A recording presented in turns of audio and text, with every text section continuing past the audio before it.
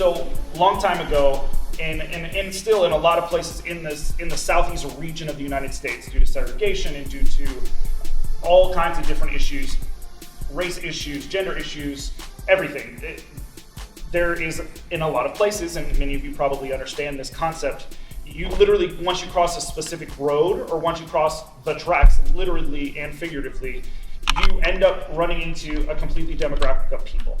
And so that's kind of where we started with this workshop, literally talking about how chapters within the same city aren't working together. They're not intermingling. They're not actually getting to know each other at all. And although that was the foundation and we evolved into obviously some much more deep-rooted issues, and not every city has 2 chapters of the same organization in them, so we branched that out to encompass other things, but it's rooted in that crossing the tracks and having very different chapters, maybe 2 miles apart from each other, that aren't doing anything together and aren't working together and aren't being collaborative together and aren't actually being brothers and sisters together. And so that's what I wanted to highlight with that. We will be talking about major differences in schools, like I just said. One of those big issues is going to be the differences between HBCUs and PWIs. HBCUs are historical black colleges and universities. PWIs are predominantly white institutions. And within those, obviously, we're talking about race, we're talking about gender, we're talking about a number of other things that fall under those classifications. HBCUs are predominantly single-gendered chapters, where PWIs are more and more mingling and crossing the barriers of having both genders. But at the same time, we don't want to alienate anybody, because in our HBCU chapters, we actually have white people, and in our PWI chapters, we have African-American people. And so it's not as cut and dry as HBCU PWIs, it's not as cut and dry as race, it's not as cut and dry as gender, but because of some of the things that are very rooted in the makeup of how a lot of our chapters are created and established, and the cultures within those chapters, we're probably gonna at some point say a white chapter or a black chapter, and that's not alienating the other people that are in those chapters. We're probably gonna say an HBCU or an all-girl chapter or an all-boy chapter. That's obviously, we have to surpass that and go beyond that. And if we're gonna try, obviously, if we're gonna try and not be so isolated to just saying, black chapter, white chapter, all-girl chapter, all-boy chapter, but it might come up, and we just don't want you guys to, we want you guys to be in the same places. That's not in our intention. We understand that those are not cut and dry. There's very gray areas in a lot of the things that we're gonna talk about. And so that's kind of where we're coming from, and we wanted to make sure you guys knew that. And lastly, Tron mentioned this, we're gonna be talking a lot about our experiences in the organizations, but we've been out for a while. And so we understand that our experiences aren't necessarily gonna 100% apply to your experiences now, but we're hoping that what we bring to you guys will be able to, you'll be able to hold on to something that you can then apply to your own certain specific situations. For instance, when I was active, we had 42 TBS chapters. We don't have that many chapters now, and so I'm gonna talk about that a little bit. When Crystal, she's older than me, she crossed before me. So her experience, they had way less chapters than we did. And so they're, visiting other chapters and building relationships with other chapters is already, because there's less chapters, it's just different. It's a completely different experience. We had more HBC chapters than we did. That is correct. So there's all of these issues, not issues, but things that we've experienced and worked through that aren't even gonna apply to you guys. But we hope that through our experiences, you guys will be able to go the next step and really be able to take something from what we're doing and what we've done and apply it to you guys, and hopefully continue to build foundations within our chapters. And just a quick question. Did anyone come to the workshop last year? Was anybody there? Anybody here? Okay, cool. No worries then. Keep it going. So, what attracts you to visit other chapters? Business. What's that? Business. Business? Introduce yourself real quick. My name is Alexis Sides. I'm from the Theta Zeta chapter of Tau Beta Sigma at North Carolina A&T. I would say that business will attract me to visiting other chapters. Maybe another chapter is very successful in a lot of programming or fundraising that they do. So I want to go and communicate, kind of like ask them for advice on what they think we could do to kind of improve those things for our chapter. Anyone else? Chapter and district events. Introduce yourself first. I want to get to know you guys. Hi, I'm Joanna Ellis from the Epsilon Xi chapter at Troy University, Tau Beta Sigma. And I said chapter events, maybe like say a 5K or fundraiser or a social or or if that chapter is hosting a district event such as DLC or SED. My name is Matthew Boyne. I'm from the MU chapter of KKPSI and Kennesaw State University. And I like to, generally with football games, it's a lot easier to visit the other chapters, whether you're at their football stadium or our football stadium. A lot of times we just get together and hang out there. After that, I also like to go to school if I'm hanging out with some friends, and I'll go stop by and see if anyone's from the chapter there. Great. So, what attracts you? Some of you guys said those things, awesome ideas and projects. Schools played in football games, like you just said, similar size, chapter school, attracted to strong chapters. She was talking about business, race, HBCU, PWI, being in the same place at the same time, chapters that fellowship, chapters with similar goals, band, like we're at a football game or whatever, we're seeing each other, and service projects, like she said, the 5K. You guys want to elaborate? And I think all these were just some of the ideas that we had. Did anybody think of anything else possibly that makes you just want to get up and go besides a formal event? What else? Oh, besides a formal event. Never Okay, mind. a formal event. Go for Okay, it. yeah. I'm Pat. I'm from Kappa Psi Kappa Sigma, which is at East Carolina University. And I know the reason for me that I'm always interested in visiting other chapters is particularly to see how their writs differ from ours. Yeah. Mm-hmm. Different.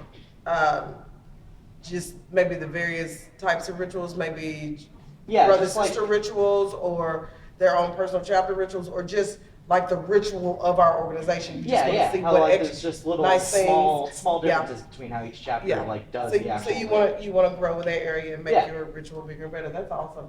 And I don't think I had much to add because of course we generated these answers. But yes, ma'am, Theta Zeta. Sorry, Okay. Alexis again. I was going to say membership presentation. Oh yeah. Yeah. You all have you all ever gone to visit a chapter for their membership presentation or Probate. probate? Yeah, I was trying to think of it. Yeah, that's actually the very first time I visited. The very first time I visited an HBCU chapter, I actually went to a probate. I went to SE State's probate when I was active. Oh goodness, I was probably a month in. I crossed in April, and then they had their probate in the end of April, beginning of May. Now, that is definitely one of the big things that draws people. It's a social event, it's a gathering, it's a celebration, and those type of events, even for chapters that don't have probates, we go to crossings and we do go to rituals to celebrate. That's a major aspect of our organization that definitely draws us together. So real quick, I just want to veer off just a little bit. Before I even became a brother, I met Stephen. So he talked about him coming to South Carolina State. I was just in the pep band, just band marching and everything. And we were like, I always went to a Kappa Psi, Tau Beta Sigma probate. They always did it the same day. Tau Beta Sigma did their part first, and then Kappa Psi did their part second. And we're all just looking like, who is this white boy? Like, he's there. He was at every basketball game, home games, throwing K's, throwing T's. And we were like, who is this white boy? So it just got to the point like, okay, that's just Steve. Like, so that's how I first met Steve before I was a brother. I became a brother in 2010, and we formally met. So that was awesome from him coming down, really building that bond with Epsilon Chi at South Carolina State. And I think if you're in leadership in any type of way, it's likely that you'll probably venture out to some chapters that maybe you've never gone to before for whatever reason. When I was an active member, we did early on in my tenure as an active member, we would go to a couple of chapters that were close by just to hang out, just because they said they were firing up the grill. But other than that, once the people in my chapter became leadership on the district councils and things like that, we would then go to visit in a more formal capacity. Well, I say formal, we might have just been visiting, but it was still kind of to just check up on our chapters and make sure they were operating well. So listen, I want you to do something a little different. I think everybody right here is pretty much sitting next to somebody except my brother in the back, and you don't have to move, don't feel any pressure. But I want you to turn and talk to somebody, because if we don't hear your voice, it's okay, but I want someone to hear your voice. Talk about the natural barriers that prevent things. And I mean just the natural, like, things you generally cannot help. Why are the reasons you don't go and visit other chapters, or maybe more chapters? And just natural barriers, just, well, I couldn't help it, I just can't go because. Turn and talk to your neighbor, please. All right, ladies and gentlemen. If your neighbor says something really great, or if you just want to say your own thing, tell us about it. What are some of those natural barriers that just prevent you from venturing out and meeting more brothers and sisters? Tell me about it. Anybody? And go ahead and introduce yourselves if you have not already. I'm Kendall Agnew. I'm from Epsilon Alpha at USC. One of the things we ran into was we got invited to UNC Chapel Hills,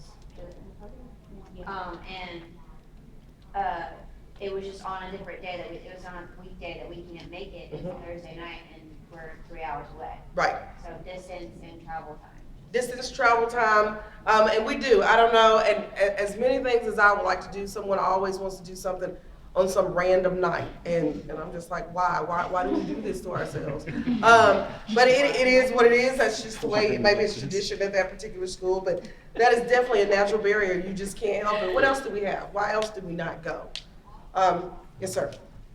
My name is Mason. I'm from the Alpha Omega chapter at Florida State. Me and my partner, we kind of talked about how just a lot of times there's just conflicts, and specifically with our chapter, we have a lot of events happening on Sunday nights, and it's similar with other chapters too. And so it's hard for us to we'll have our own events on Sunday nights, and if we have an open weekend, it's just do we really want to give up the one weekend that we don't I know. free? Yeah, exactly. And to go and 2 hours away to see another university doing their stuff or whatever. So just scheduling conflicts. What else? Anything else? What do you have? Financial means. Mm. One thing that we brought up, because even if you do have time, if you do have just the availability to go, gas money. Yep. Yeah, Gas money, money for food, possibly money for lodging, maybe. I mean, because some you might not want to sleep on the floor. I'm not doing that this time. I got it. Well, and that also brings up another topic, because obviously that would not necessarily be an issue that comes up when a chapter could walk to the other chapter. And that is the case in a number of our cities. We have chapters that are so close they can literally walk. But yeah, absolutely, time, distance, those are correlated directly, and that, it kind of just a stirring pot of natural barriers that come up. Anything else? Yes. My name is Elisa. I'm with the Theta Zeta chapter at Tau Beta Sigma. I said that pretty much I'm finishing up my first year, so it's things that I don't know about, non-HBCU chapters that I'm kind of iffy about, and I don't want to go and say something wrong, or just kind of save myself from embarrassment, pretty much, because I'm still learning everything. Okay. Okay, and so, when did you do that? Oh. So of course we did. You all said distance, money, just really not aware for whatever reason. You're just out of the loop, maybe not on the listserv. Do we still do listservs? I don't even know. But unaware of the importance. One of my very first events that I went to besides a district convention back then was something called President's Conference. And it's sort of what you all do for DLC, essentially. But I just happened to go because I was down for a road trip. Somebody said, at a chapter meeting, who wants to go? And I was like, yep, I'll ride. But then, I mean, and that particular president's conference is what changed my whole perspective of what Tau Beta Sigma was all about. And it led me on this trajectory for leadership for the next 22 years. And then, of course, your time conflicts, those are the things that you said. What else we got? Oh, you want me to do it? I'm good. We have. Just quick. So, outside of natural barriers, what are some detractors or things that would intimidate you from wanting to visit other chapters? So this kind of goes along with what you said. It's not necessarily a direct, it's actually something more within your control possibly, but you're making a conscious decision not to go. Does that make sense? Yeah. So before we were talking about things outside of our control, now we're talking about why we may not want to go. And listen, this is a safe place. Right. I'm telling you, this is a safe place. You get to say whatever you want to say, because I'm probably gonna say whatever I want to say. So you get to say it, and I promise you, I'm not gonna judge. I can't speak for anybody else in this room, but it's a safe place, and that is why we're here, to say those things to grow and get better. So feel free to be honest. What's your name? Alisa. Elisa, you were actually getting into this question with your concern, so thank you. Let's keep that rolling. Anybody? And Sure, go ahead. we should know her name by now. I know. I should And I know her. forgot. It starts with a K. Lex. Nope. Try. Again, today's in the chapter Tau Beta Sigma at A&T. Some things that kind of just make me not want to visit the chapters, how they carry themselves. For Wearing example. their letters or not wearing their letters, like, you know, kind of just having their ways of being with multiple people and associating it with the sorority, kind of just like, I don't like that, I don't do it. Negative things that you see, like a characteristic or an action or conduct that someone takes that you're like, I don't want to have anything to do with that. Exactly. That's actually the reason why I didn't join Kappa Psi, because I had absolutely no interest in being a part of what the conduct of the chapters at the time had going on. If it were today, it may be a completely different subject because the chapters are completely different. But that's absolutely correct. It makes a huge, huge impact on who you associate with and who you want to be around with. I'm Caroline. I'm from Alpha Omega at Florida State TBS. I feel like there are times like I don't know if people would want me there. Like people from the chapter would like not necessarily make me feel welcome, but even like want me to be anywhere near them. You know, Sure. not in like a mean way, but just in like a well, why is she here? You know. Yeah. Yes. A lot of times I'm not very good in new social situations, and kind of just getting dropped into the middle of another chapter and learning everybody's name all at once, trying to figure out like, oh, this person, they were talking about this before. It kind of makes me shut down a little bit, and I'm not super well with all of the new social situations. Sure. Yeah, I get it. And I mean, and all of us are not extroverts, and some of us just, we have to have time to adjust. But I'll tell you what, I don't care where you go, I don't think anybody's gonna care if you remember anybody's name or not. I just be like, hey, bro, how you doing, brother? We all, you gonna get that generic, whatever. Or if, like you gonna be honey, you sugar, you baby. We in the South, right? We can do that, and we don't even get offended. It's like, okay, yeah, that's right, I'm sugar. It also gets really bad when you're like a district officer or a district counselor and there's like 2,000 people that know who you are and you probably only know like 20 of them. Same thing, yeah. There's just no way of combating that at all because people know you and you don't always know that. You haven't even had the opportunity to meet them and that same kind of subject comes up. It's funny. What else? What else makes you go, no parts? Sorry, I'm sorry. Go ahead. I'm Shelby. I'm with the Epsilon Alpha chapter, and a lot of times it's trying to like balance like we've always tried to find like a neutral location. Like, we're not always at Argon Hall, or like we're not always like we want to try and like split up like places because we're in the same city, so it's like kind of trying to make sure that like we're not always at Argon Hall. So like trying to find that. And sometimes I'm like kind of exhausted to try and find a space that can hold with like a certain amount of people.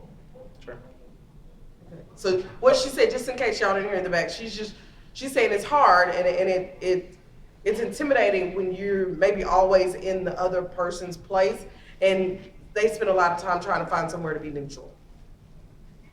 Okay, I'm just gonna say, my name's Mason. I'm from the Alpha Omega chapter at Florida State.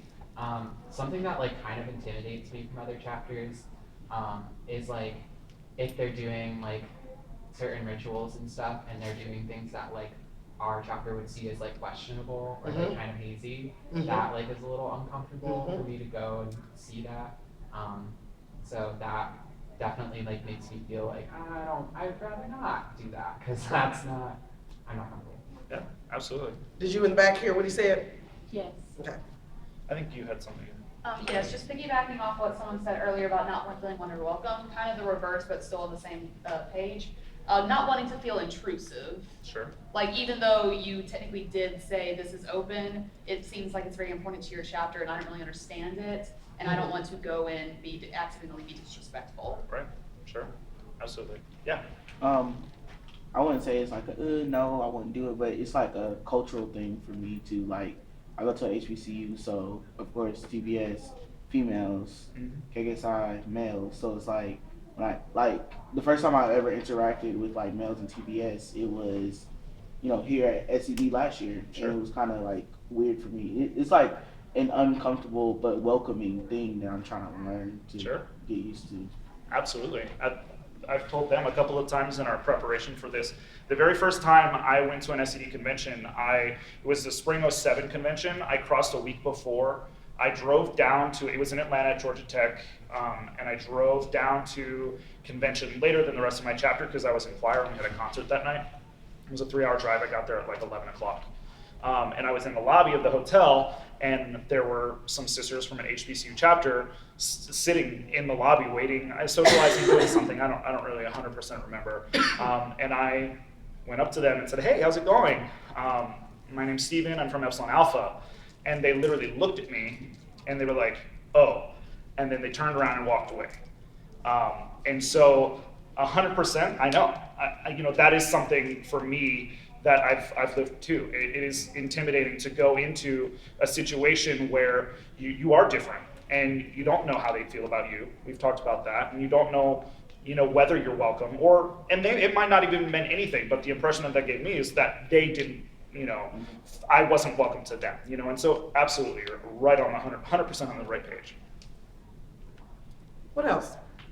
For me personally, real quick, if it wasn't for me knowing someone in Zeta Chi chapter, me knowing Evan, I don't know if I would have crossed that track or opened that barrier because I was very uncomfortable with going to visit that chapter and because of what was told to me previously by older brothers. So that's another thing about keeping an open mind about going and visiting. Everyone is not necessarily out to get you, but also listening to an open mind about this person. Don't prejudge a person about what was said to you or what you think was going on. Just kind of keep an open mind about a chapter, a brother, a sister, so y'all can open that barrier and get to learn each other. But I have to say, for myself personally, if it wasn't for me knowing Evan Thompson, now the national president, I don't know if I would have went across the tracks and hang out with Zeta Chi, and that just opened up to, like, the first time I met Ken Corbett, he was yelling at me for acting fool at the end of the ritual. So, but we're like the best of friends now. So those relationships, starting that conversation, it works one of which we're going to talk about a little later. Let me tell you one of my most intimidating things, and I don't even know. My best friend is in the back of the room. That's Nicole Gaines back there. She is my big sister. She taught me everything I know. Okay, she probably didn't know this, but I'll tell you. And I'm kind of like you. I was intimidated early on about the things that I didn't know that I didn't even know. You know when you're so fresh, you don't even know what you don't know. You're just like, I don't know. And we were in it was like my first convention. It might have even been my second, y'all, because the first one I was I was just happy to be there. Can I tell you like that? That's all I'm gonna say. I was happy to be there. And I had a good time. The first group that intimidated me wasn't even a PWI. It was another HBCU. Because these chicks, let me tell you, they walked in this meeting, they had on like 5-piece suits and heels. That was the Beta Phi chapter at Florida A&M University, and those chicks had it together. And they came in and they meant business. They had y'all know the usher board name tags you had when you entered, and it'd be like, it was like that. And I was like, ooh, I didn't have a word to say to those chicks. The thing that got me to understand that chapter was another delegate. I was delegate this one particular year, and for some reason she loved on me, and that was like my end with the chapter. And I mean, I've loved them ever since. But I was so intimidated by how they looked because I was just like, I mean, we were just, I mean, just what, I don't even know. Whatever was fun is what I was doing. And they looked like they knew something that I didn't know, and I didn't ever want to say anything to make me look like I was a clown. And I mean, I wasn't. I mean, I was as good of a sister as anybody could be. But at the time, they just looked like, I mean, it was just a look. And when they spoke, you know, they always did the Sister Hunter from, you know, and I'm just like, oh, I'm just Crystal. That's Sister Hunter, and I'm Crystal. You know, I mean, they were just on a whole nother level, and it didn't have anything to do with color or anything. I was just like, they got it together, and I need to go find my get together because I need to go study or do something to figure out how I'm gonna walk into my next meeting like that. And I never did. I was always like in Nikes and blue jeans, but yeah, I was never that sister. But anyway, so that's my intimidation story. And this also applies to, you know, the PWIs too. We have some PWI chapters that have 4 people. We have some HBCU chapters that have 4 people. We have a couple of chapters in both organizations that have 50 or more members. And when you have a chapter of 3 that's trying to go up against a chapter of 20 or 30 or 50, there's such an intimidation factor, and that plays such a major role in feeling comfortable around people. Yeah. I did hit it a couple times. Oh yeah, that's Deacon. That's Deacon TJ. Yeah, I mean, no. Every time we do something, TJ is our amen queen. He is always there supporting us. I love that brother right there. But anyway. So these are some of the things that we were able to. Because I tell you, Theta Lambda, they always had 90+ sisters when I was in active. Yeah, remember that?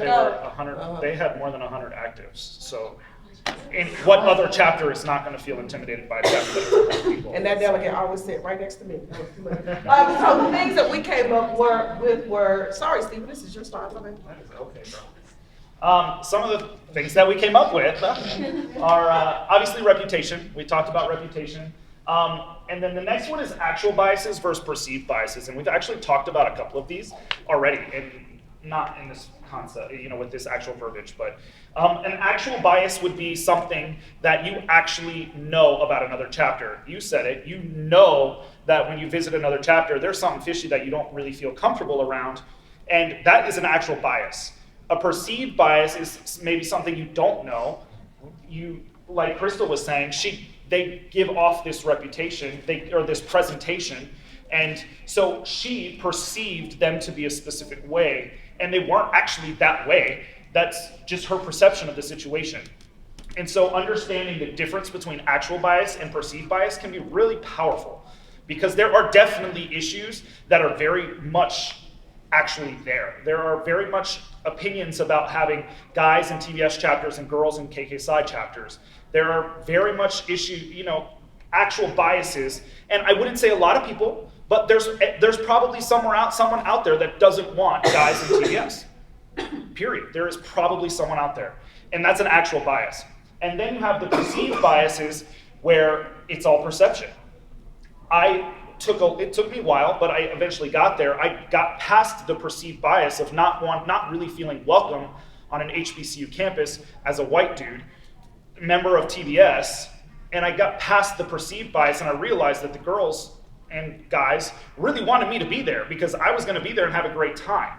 And once I surpassed that, it completely turned the entire organization, around. That being said, I could imagine that even though the perceived biases were from me and actual biases were from the other people, actual biases were probably still there. But once I got past the perceived biases, I didn't care about the actual biases.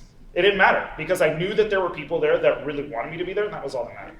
It didn't matter if there was a member of the TBS chapter that I was visiting that didn't want boys in TBS. It didn't matter. To add on what you just said, actually, it got to the point we just had to get over it because he wasn't going to stop coming. He wasn't going to stop coming. So either we accept him for what he is, or just deal with it. Because Steve didn't stop coming. He came to every basketball game, anything that dealt with Epsilon Chi, he was there. So regardless if you wanted to see a white guy in TBS on your campus or not, you were going to have to deal with it because he wasn't stop coming. As long as it's just going to stop. So some of the other things we talked about, established cultural norms and differences. Obviously, there's cultural differences between HBCU chapters and PWIs. There's obviously differences between chapters that only allow TBS or girls in TBS and boys in KKPSI, and then the chapters that mix the genders. There's obviously differences within those, and those can be intimidating. Size of chapters and size of schools, and we'll talk a little bit more about that. And then the demographics within those schools, because we have PWI chapters that are almost all African American members at a PWI. Same, and so that is also a little different because then we're getting past this cultural thing, because then we have chapters that are functioning maybe as an HBCU. They're having probates, they're doing the things that are traditionally for HBCU chapters, but they actually go to a PWI. So that's something that also comes up pretty frequently.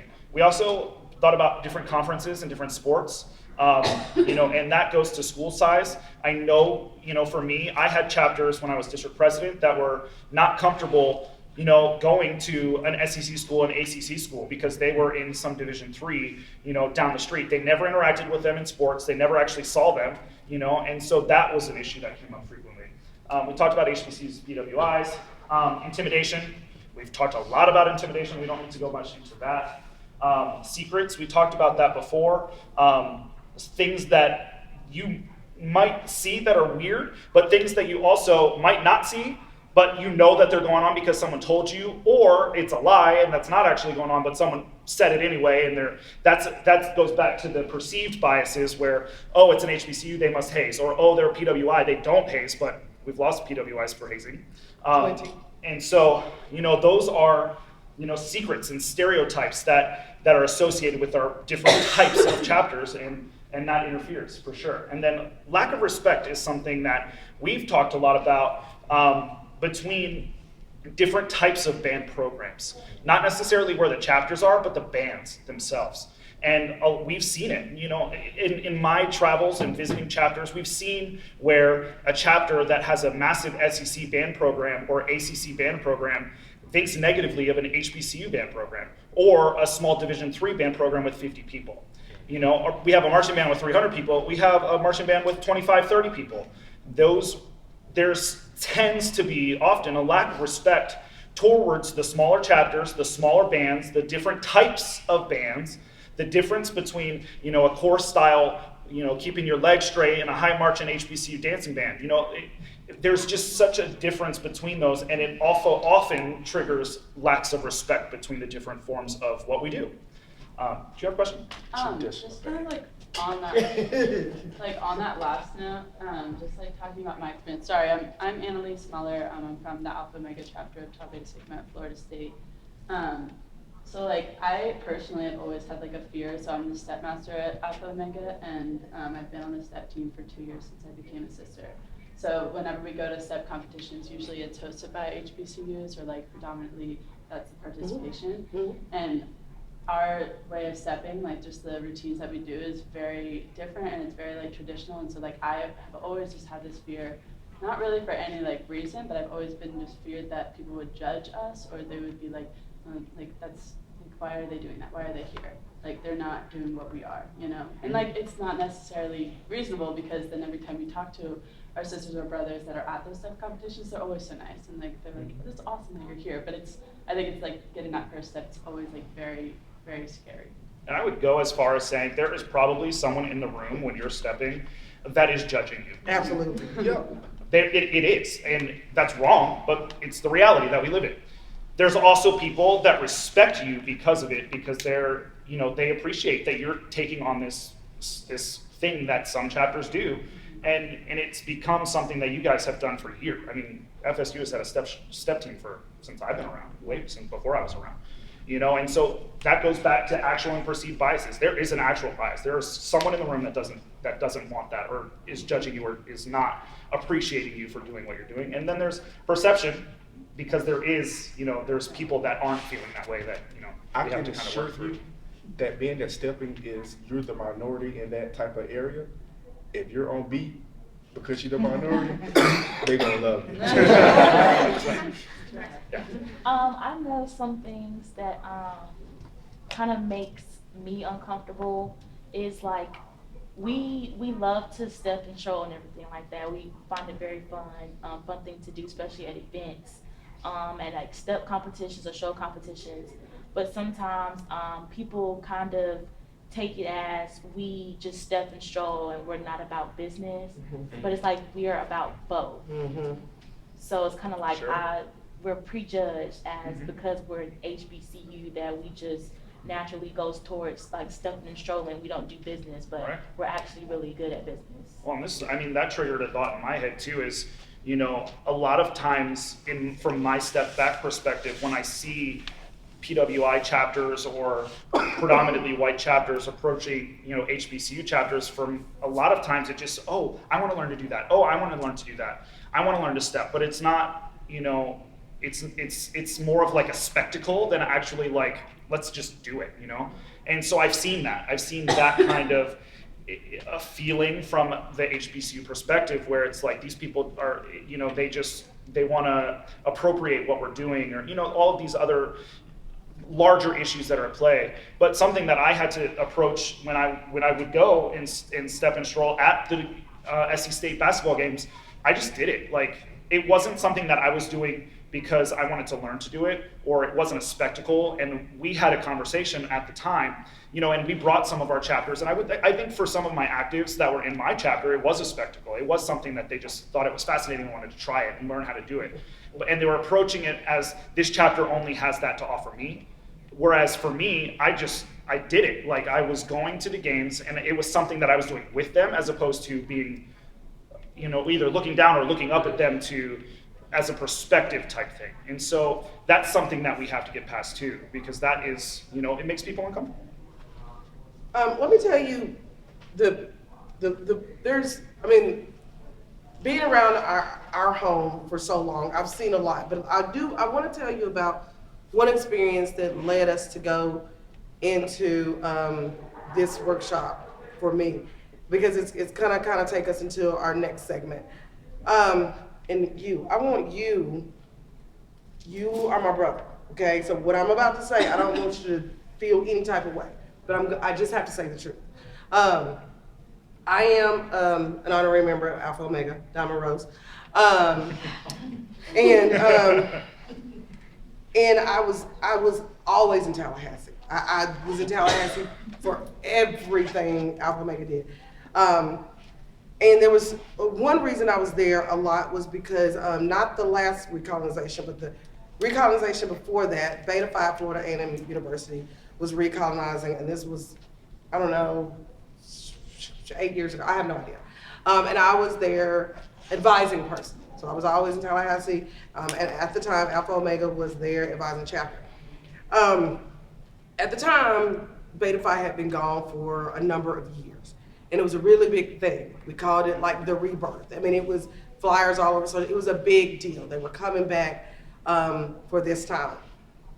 And Alpha Omega had put in work to make the best chapter they possibly could. I mean, this Beta Phi chapter was about to be the real deal. The night of the probate, as you can imagine, Florida A&M University has a nice size band room. Bigger than this room. And it was big, it was packed. Y'all, I'm telling you, it was packed. It was packed. And Alpha Omega is like right there front row. It's standing room only, sitting room only. I mean, Hummers are coming driving through the band room. They literally backed a Hummer into the band room. I mean, Hummer this is limo. the show of the century. And the thing that I saw that night that I remember more than anything else, out of everybody that was in that room, I'm talking just school personnel, students, people from all over. DLC was in Tallahassee that weekend. And so all of TBS and KKPSI were there. Well, not all, but the district was in Tallahassee as well. But the one group that I searched for, because I was looking, because I'd watched for all this time about with this particular relationship, Gamanu of KKPSI was not there. And I will never forget it. And it killed me because I was like, how can you not come in this band room? You didn't do it, you weren't there, you didn't do it. And I'm not pointing fingers to them either. But it has haunted me. I was like, what is it? Because in my mind, they were gonna come just to support Alpha Omega. They did not. They did not come for Alpha Omega, Beta Phi, Delta, or anybody else. And that is a thing that is just, it is written with me for 10 years now, just trying to figure out because I always saw Gamma Nu while I was on campus, I see them, they're here, they're where we are with Alpha Omega, with our chapter stuff, whatever we were doing for Alpha Omega that weekend. But I just couldn't understand what would turn them away?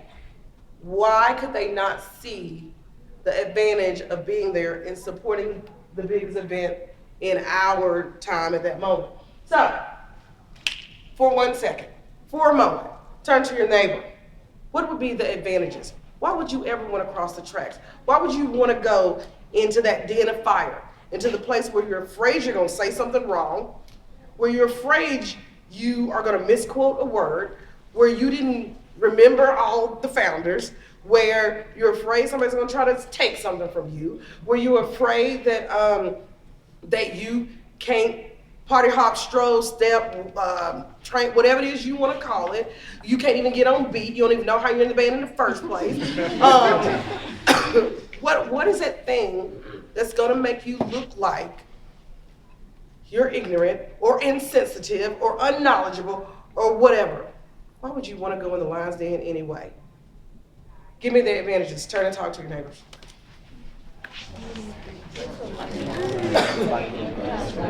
Yes, ma'am. An advantage that we talked about was possibly coming together with new ideas on how to conduct business and things like that. So if you don't cross the track, you probably miss out on something that you could have been doing better. If we want to see change, we actually have to take that first step. It's not going to happen if we don't do anything. Okay. All right, real quick. I know we didn't tell a lot of stories, but that touched me personally because I talked about my chapter, Kappa Zeta Eta.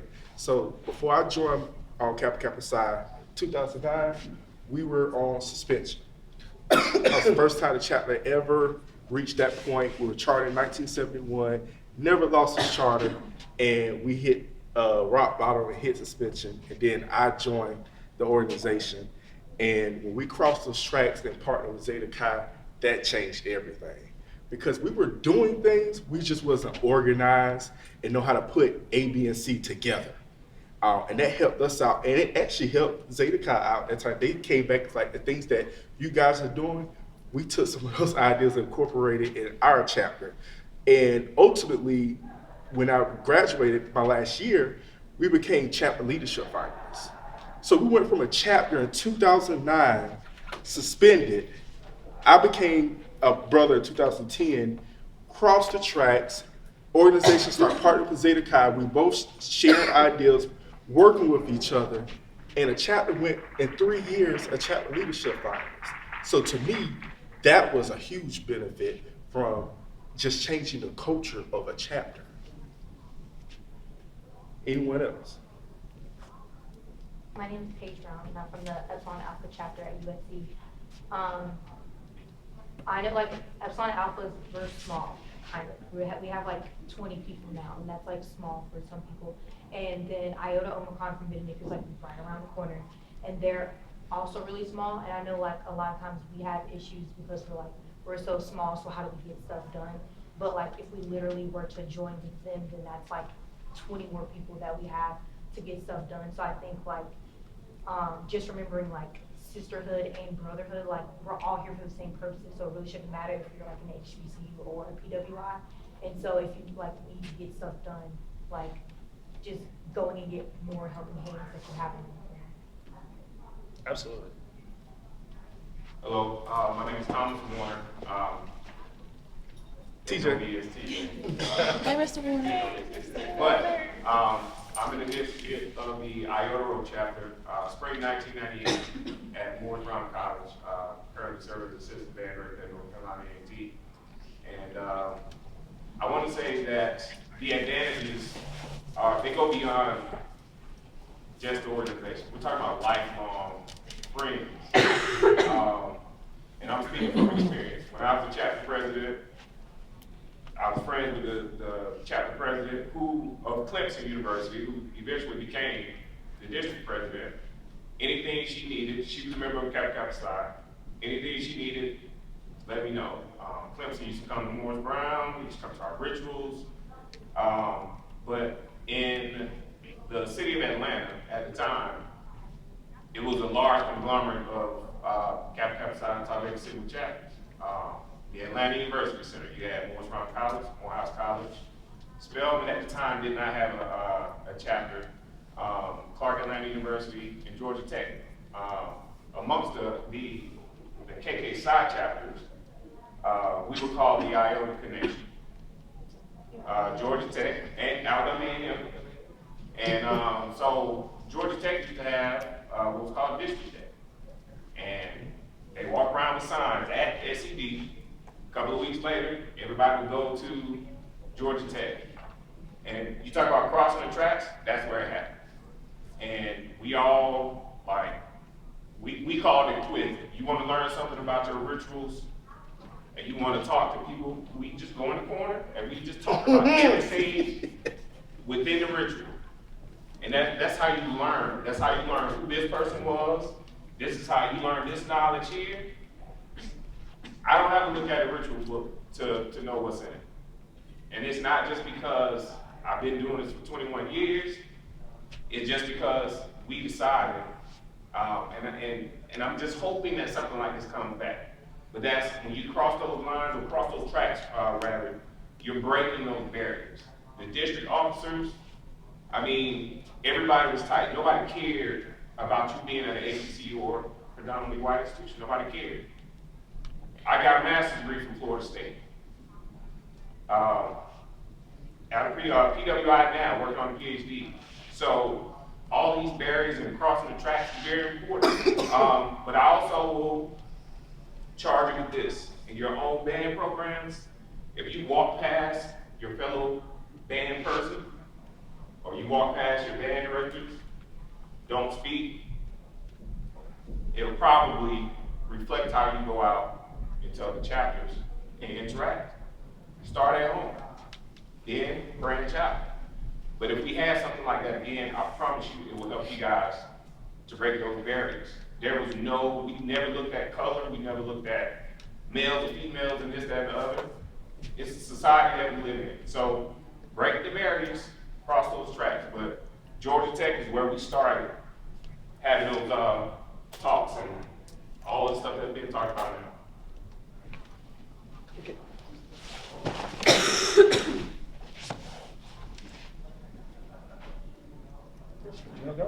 Oh, I'm sorry. What are the advantages of crossing the tracks? Like we talked about, making our organization that much more valuable, foster ideals for better service, new approach to chapter relation band challenges, cultural understanding and sensitivity, variety of chapter social events can be expanded, networking, both musical and professional, and lastly, realize that we have more in common than we do different. Do anyone else have anything to add to that? All right. Go ahead. Is that mine? That's yours. All right. I hadn't paid that thing any attention yet. We have a code. Clearly, y'all can see it, but I hadn't paid any attention because I took Tron's his slide and I told him I wasn't going to say anything else for the rest of the time. So what do we do from here? That's the whole point. And we are, it is about time for us to wrap up. We know you have other places you want to go. But the whole point is to leave you with some tools and things to think about. So Crystal, Stephen, Tron, you say we need to do it. We got to do it. You say don't be scared. You say jump in there. So what do we go, how do we go from here? Can we just tell them how to go? Okay, let's just tell them how to go from here. And you're gonna have to step outside of your comfort zone. I'm gonna let you know there is nothing easy about anything that any of us have ever done. I will say, me going and visiting chapters that may have been PWI or whatever, it was not scary per se. There may have been a couple intimidating things just because I didn't want to say the wrong thing. I didn't want to sound like I didn't know what I was talking about. Because from time to time, the more you learn, you realize, oh, we've been doing that wrong the whole time. And here he is. Every time he walks in, he kicks us out. Let's go. Okay. Going to events you might not be comfortable going to. Go ahead and open some invitations to the chapters that are your neighbors. Host joint meetings.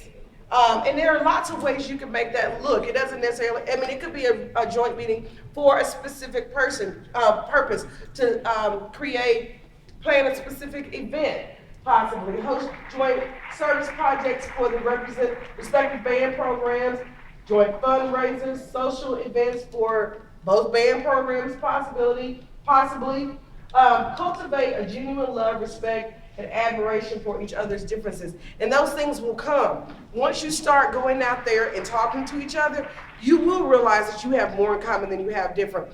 I'm gonna tell you, there was all types of things that fascinated me about the PWI chapters, because I'm gonna just tell you, that whole family thing and watching people walk around with baby family lions and elephants and I was like, that's the craziest thing ever. And then somebody was like, okay, you're gonna be Diamond Rose. And I was like, I love Diamond Rose. And I was like, Diamond Rose the best, and Crest, y'all are out, and Square, whatever. I was just like, no, because I'm Diamond Rose. That's the best family in Alpha Omega, and I'll say it again. And so I'm all about it.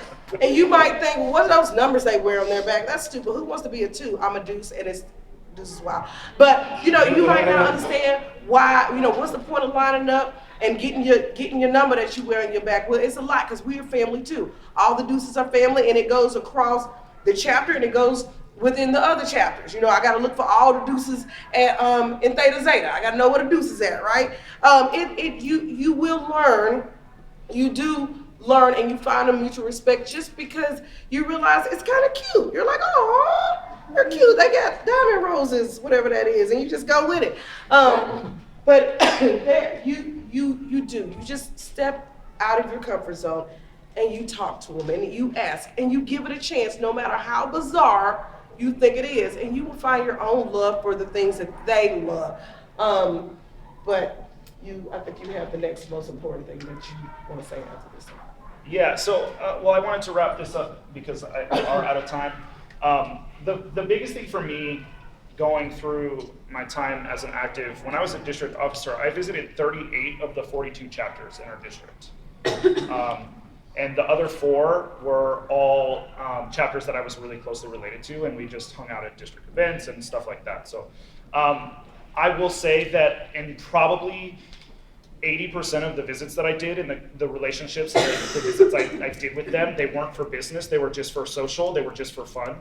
And I couldn't tell you how many of those I was beyond intimidated to go onto their campus.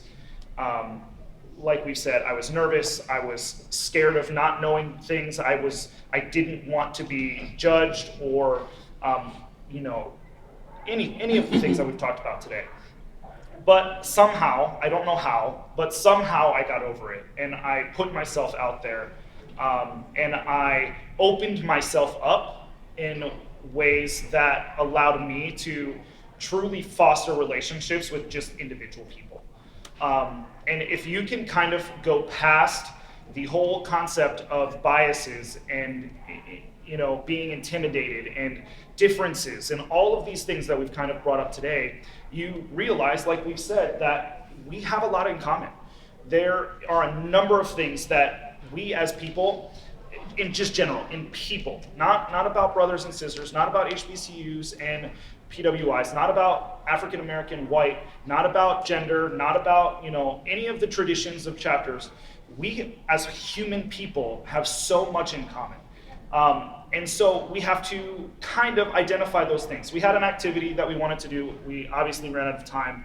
And it was designed to show you guys how much you actually do have in common with one another. And so that gets us to this. How can we make each other more comfortable with other people?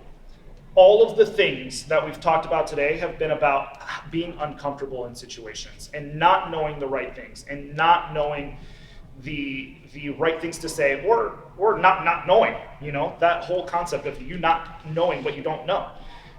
But if you can go into any environment, any situation, any interaction with other people, you're gonna find that if you just open yourself up and know that you don't know and know that you're gonna be uncomfortable and it's okay, you're gonna find that the relationships that you build with those individuals are gonna be stronger than some of the individuals that you have in your own chapter. Some of my very best friends in this organization are from Epsilon Chi. Some of them are from Gamma Epsilon at University of Miami. Some of them are from Beta Xi. And those weren't the people that I served with every day. Those weren't the people that I had the most in common with on paper, because we went to the same school, we went to the same chapter, I went through the same candidate process, we had all of the same traditions. I opened myself up in a way that I was able to understand, and it transformed my entire impression of our organization. Because let's tell them something to do when they walk out the store. Yes. Let's give them 100%. something practical. When you go out this door, I want you, and they can be someone in here or not, I want you to go up to someone that doesn't look like you, that is likely not from the same chapter as you, same type of chapter as you, and may not even be the same gender. That's not as important. But I want you to introduce yourself, and I want you to identify, before you leave here, do one thing. Find someone else and say, hey, talk to them, tell them where you're from, and tell them what instrument you play, all right? The second thing that I want you to do is when you go out the door, before you leave convention, find someone that you likely doesn't go to the same type of chapter as you, and just introduce yourself, and say hey. And step outside of your comfort zone, and I guarantee you that that relationship will blossom into something that you will take with you past this convention, and it'll change your entire perception of this, or both organizations, period. If you're really bold, go to your next workshop with somebody. If you're really bold, go get some Starbucks and sit down and drink a cup of coffee. If you're really bold, meet for breakfast in the morning. Do something to spend some time with them before you hit that road and go to your prospective schools. If you're willing to, you don't have to do it by yourself. Be like, come on, you two grab somebody together. Because it can be scary if you just, you know, now you're all weird talking to somebody. But if you're bold, do it. In fact, we thought we were having this workshop on the way to lunch. The suggestion was going to be pick somebody in this room and go to lunch. But you can still do that in some sort of way. The time, you know, we got food and stuff for this evening. But if you can do it, at least you know the people in this room are of like mind to you, and you can start here as we walk out. If not, pick anybody else. If you're a delegate, find that person next to you that's sitting next to the delegate, your seat next to you, try them. They're nice, I promise. You'll like them. Just step out and be brave, and I guarantee you will make long-lasting relationships that you never thought you would have. Tron, you want to close us out? Lastly, ultimately it's going to make you a better brother, and a better sister. So thank you guys for joining us today.